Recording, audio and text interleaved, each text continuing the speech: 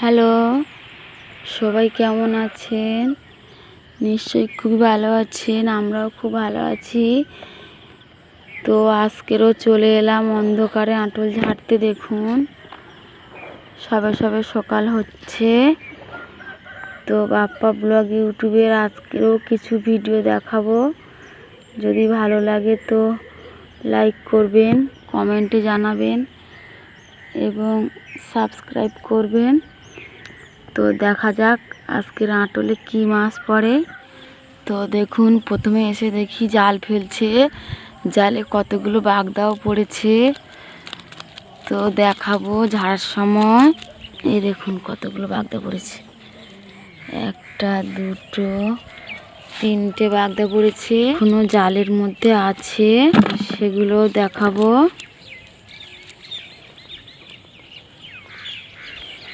একটা ছাটি পড়েছে, ছাটিটা ফেলে দিই। জাল ফেলে টোটাল এই বাগদাগুলো পেয়েছি। এরপর চলে যাব আঁটল ঝাড়তে। আজও দেখাবো আঁটলে কি মাছ পড়েছে।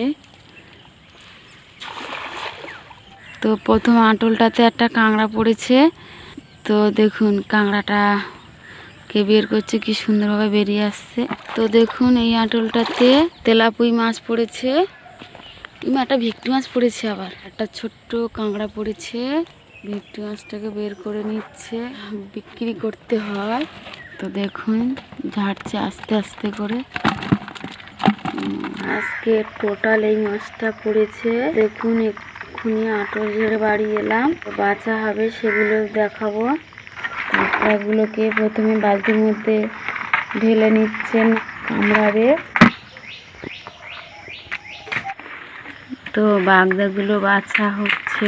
দেখুন বাগদাগুলো বাছা হয়ে গেছে। এগুলো ছোট বাগদা। বড় বাগদাগুলো সাইজ করে বেছে নিয়েছে, এরপর ছোট বাগদাগুলো বেছে নিচ্ছে। তো আজকের এই কটা তেলাপিয়া মাছ পড়েছে। সেই চিতি কাঁকড়াগুলোকে দেখুন একটা একটা করে নিয়ে একটা জারে রাখছে।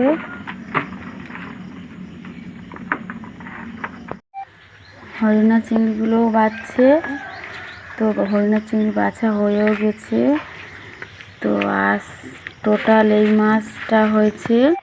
তো ছোট চিংড়ি মাছগুলো বাছা হয়ে গেছে, দেখুন প্যাকেটের উপরে রেখেছে। টোটাল আজকের 5 রকমের মাছ হয়েছে। বড় বাগদাগুলোকে প্যাকেট করে নিচ্ছে। তো দেখুন সুন্দরভাবে সাজিয়ে ভরে নিল। এরপর হরিণা চিংড়িগুলোকে প্যাকেট করে নিচ্ছে। প্যাকেট কম আছে, খুঁজে পাওয়া যাচ্ছে না। দেখুন কিভাবে প্যাকেটটা করছে। হরিণা চিংড়ির প্যাকেটের মধ্যে ছোট্ট বাগদাগুলো প্যাকেট করে নিচ্ছে। কাঁটায় গিয়ে বেছে নেবে। ছোট্ট চিংড়িগুলো প্যাকেটও হয়ে গেল। তো যে কটা তেলা মাছ হয়েছে ব্যাগের মধ্যে, তেলা মাছগুলো ব্যাগে ঢোকানো হয়ে গেছে। সমস্ত প্যাকেটগুলো ব্যাগের মধ্যে নিয়ে নেবে। তো দেখুন কিভাবে সাজিয়ে নিচ্ছে। এরপর আমি চলে যাব আমার বাকি কাজগুলো সারতে।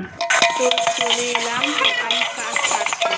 প্রথমে থালা বাসনগুলো বের করে দিয়েছি, দিয়ে আমি ঘর বাড়িটা ঝাঁটিয়ে এলাম। এসে শুরু করে দিয়েছি থালা মাজা। তো দেখুন এক এক করে থালা মাজা চলছে।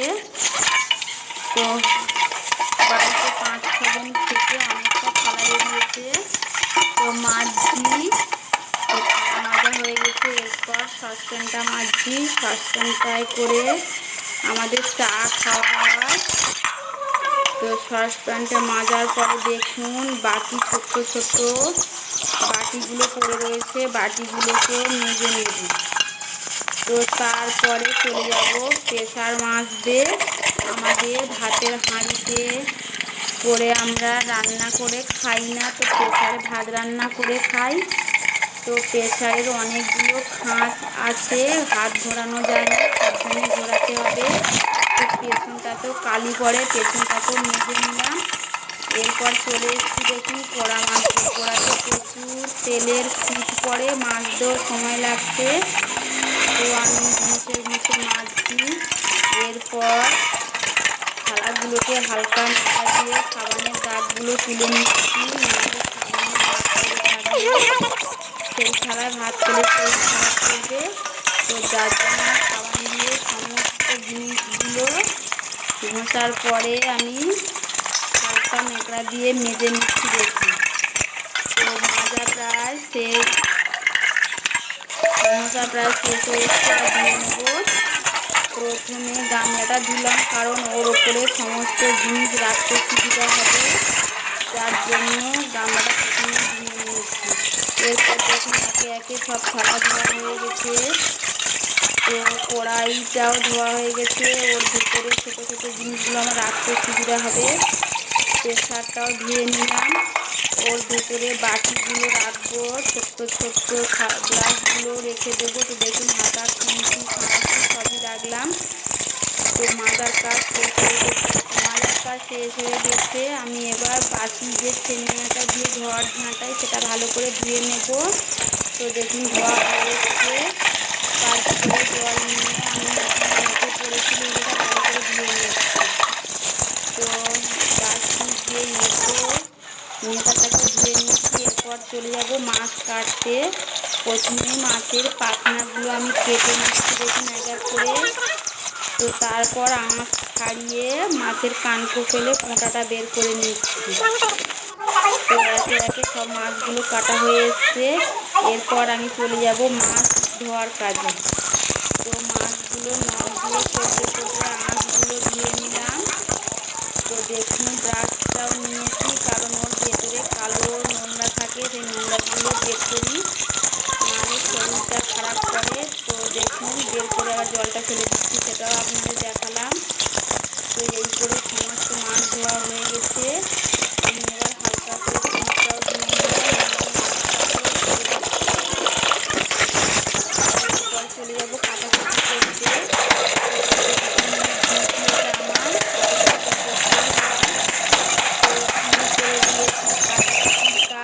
প্রথমে বালিশের খোলগুলো কাটছি, দেখুন। তো এক এক করে কাটছি, আঠা না মারলে নোংরা বেরোতে চায় না। তো তার আগে আমি প্রথমে গরম জল করে নিয়েছিলাম, যে মাথার বালিশগুলো প্রচণ্ড চিপ করে, যার জন্য গরম জল করে সার্ফ দিয়ে বালিশের খোলগুলোকে চুবিয়ে রেখেছিলাম। তো কাঁচা শেষ হয়ে গেছে, এবার জল কাঁচা করছি। তো প্রথমে কেচে নিয়ে উল্টে দিচ্ছি, তারপরেও আবারও কাটছি। দেখুন প্রত্যেকটা বালিশের খোল আমি প্রথমে কেটে নিলাম, তারপরে আবার একটু করে কাটছি, আবার এভাবে কেটেই চলেছি সমস্ত বালিশের খোলগুলো। তো আমার জল কাচার কাজ প্রায় শেষ হয়ে এসছে। আমি এবার চলে যাব কাঁথাগুলো কেটে দিই। প্রত্যেক দিন গায়ে দেয়, প্রচুর পায়ের ধুলো নোংরা লাগে, না কাচলে গন্ধ গ্যাস করে, শরীর অসুস্থ হয়ে যায়। তো দেখুন কীভাবে থাকলে দিচ্ছি। তো অনেক সময় হাতে কাটাকুটি করে পাচ্ছি না, তো তারপর দাঁড়িয়ে গেলাম, দাঁড়িয়ে পা দিয়ে দেখি কী অবস্থা। এইভাবে মানুষ কাটে না কি জানি না, কিন্তু আমি কাটছি। তো দু থেকে তিনবার ধুয়ে নিলাম, জলের যে খার নোংরাটা বের করে দিলাম, দিয়ে প্রত্যেকটা জিনিসটা আরও একবার করে ধুয়ে নিচ্ছি। তো ধুয়ে নেওয়ার পরে দেখুন আমি এবার এক এক করে সমস্ত জিনিসগুলো দেবো। তো দেখুন একটা করে জিনিস দিচ্ছি, ধুয়ে পুরো নিয়ে আবার একটা জিনিস দিচ্ছি। এইভাবে সমস্ত বালিশের খোলগুলো আমি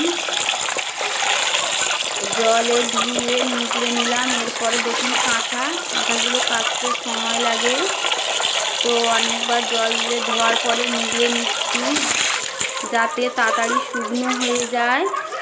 তো আমার শেষ হয়ে এসছে, এবার আমি চলে যাব বাইরে টাঙাতে। চলে যাচ্ছি।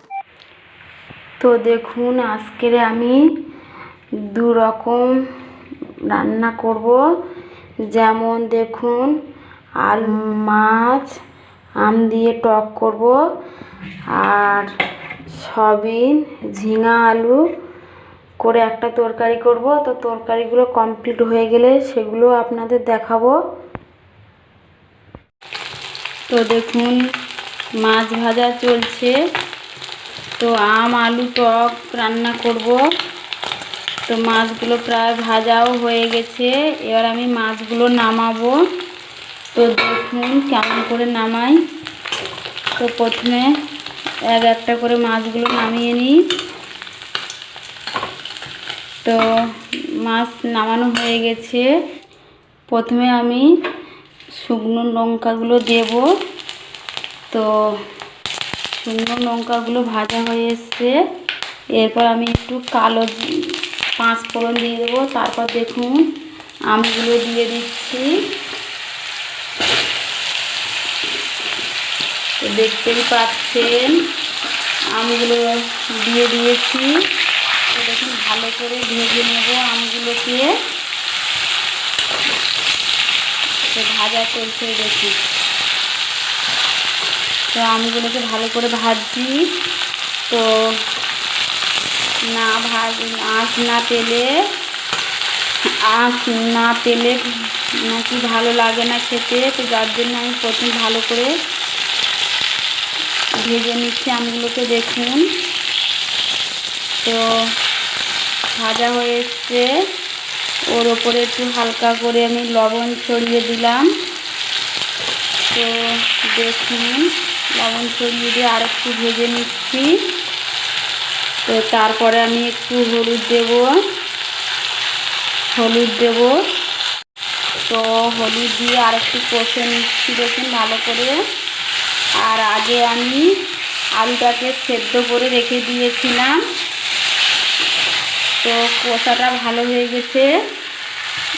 তো আমি এবারে ছোপ দেব। দেখুন তো ছোপ দিচ্ছি, ঢেলে দিলাম। তো এবার ঢাকা দিয়ে দেব। তো ঢাকা দিলে টকটা যত ফুটবে, টকটা ছাড়বে, যার জন্য আমি ঢাকা দিয়ে দিয়েছি। ভালো করে সমস্ত মশলাটা দিয়ে আমি কষে নিলাম। পর আমি একটু জল দিয়ে দেব যাতে সবজিটা সেদ্ধ হবে। তো হালকা করে জল দিয়ে দিয়েছি। তো দেখুন তো এই পর্যন্ত থাক। তো যখন নামাবো তখনও দেখাবো। তো দেখুন টকটা ছোপ দিয়েছিলাম, দেখিয়েছিলাম। এই দেখুন নামিয়ে নিয়েছি। এই দেখুন তো টকে একটু ঝোল বেশি না হলে আমাদের বাড়িতে গন্ডগোল বেঁধে যায়। তো একটু ঝোল রেখেছি। সয়াবিন আলু ঝিঙা কষিয়ে জল ঢেলেছিলাম, দেখিয়েছিলাম। তো রান্নাটা কমপ্লিট হয়ে গেছে, এটাও আপনাদের দেখালাম। তো দুটো ঘরোয়া রান্না কেমন লাগে বলবেন। আর বাপ্পা ব্লগ ইউটিউবে যদি ভিডিওগুলো ভালো লাগে সঙ্গে থাকবেন। ও ভালো থাকবেন। রাখছি আজ এই পর্যন্ত।